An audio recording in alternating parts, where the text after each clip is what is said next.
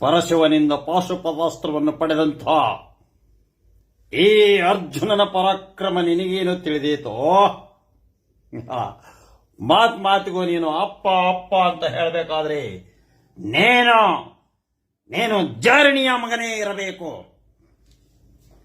ಓ ಜಾರಿಣಿಯ ಮಗ,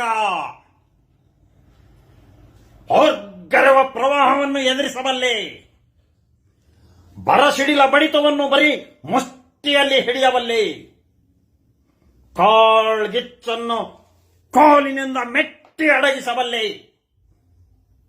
ಅರ್ಜುನ, ಆದರೆ ಮಾತ್ರ ನಿಂದನೆಯನ್ನು ಮಾತ್ರ ಸಹಿಸಲಾರೆ. ಎತ್ತ ನಿನ್ನ ಗಾಂಡೀವ, ಹೂಡು ನಿನ್ನ ಪರಶಿವನಿಂದ ತಂದಂತ ಪಾಶುಪತಾಸ್ತ್ರ.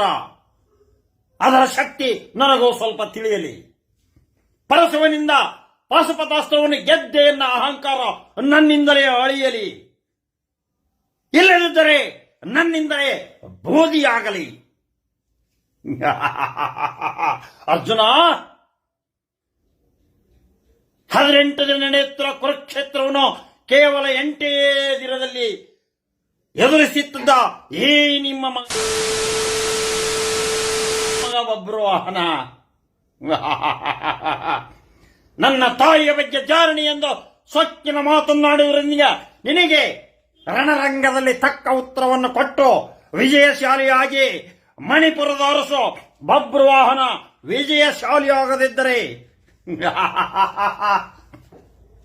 ನಾನು ಬಬ್ರುವಾಹನನೇ ಅಲ್ಲ, ಬಬ್ರುವಾಹನನಲ್ಲ. ಏಯ್ ಹೋಗಲೇ, ಕೆಲಸಲ್ಲ ನಿನಗೆ? ಮಾಡಕ್ ಕೆಲಸ ಇಲ್ವಾ? ಓಯ್ ಕುಂಟೆ ಬಿಲ್ಲ ಆಡಕ್ಕೋಗನ್ ಬಾ, ಹೋಗಲೇ. ಸುಮ್ಮನೆ ಜಯಪ್ರಕಾಶ್ ಶೆಟ್ಟಿ ಬಂದ್ರು ಶೆಟ್ಟಿ ಹೇಳ್ಕೊಂಡು ಹೋಗಿ ನಿನಗೆ ಬಗಣಿ ಗೂಟ ಬಡಿತಾನೆ. ಪಾಶುಪತಾಸ್ತ್ರ ಅಂತ ಬರಸುಡು ಕೈ ಹೊಡಿತಾನಂತೆ, ಕಾಲ್ಗಿಚ್ ಕಾಳ ತುಡಿತಾನಂತೆ. ಜಯಪ್ರಕಾಶ್ ಶೆಟ್ಟಿ ಬಂದ್ರೆ ಶೆಡ್ಡಿಗೆ ಎಳ್ಕೊಂಡು ಹೋಗಿ ಬಗಣಿ ಊಟ ಬಡಿತಾನೆ. ಸುಮ್ಮನೆ ಹೋಗಲಿ. ನಾನ್ಸೆನ್ಸ್.